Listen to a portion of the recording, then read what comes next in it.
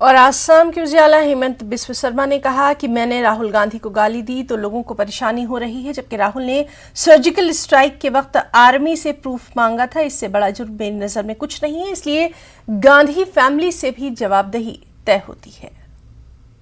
सबका ध्यान में रखना चाहिए, आर्मी को अपमान करना, आर्मी से प्रूफ मांगना कि मैंने सर्जिकल स्ट्राइक करके आया हूँ, इससे बड़ा गुनाह कोई भी नहीं हो सकता है।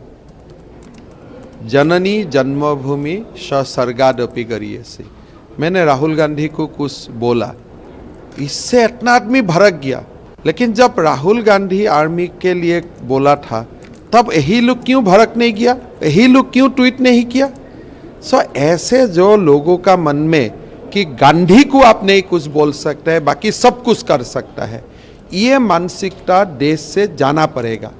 देश डेमोक्रेटिक बनना पड़ेगा, देश में ये हिम्मत होना पड़ेगा कि आप गांधी को भी क्रिटिसाइज कर सकता है।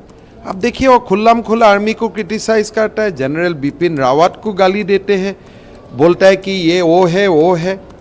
अपना एक जनरल सुंदर जी से गड़बड़ी करता है, एक जनरल कारियप्पा से गड़बड़ी करता है। ऐसा फैमिली करते रहा, लेकिन कोई लोग उनको जवाबदेही नहीं करता है।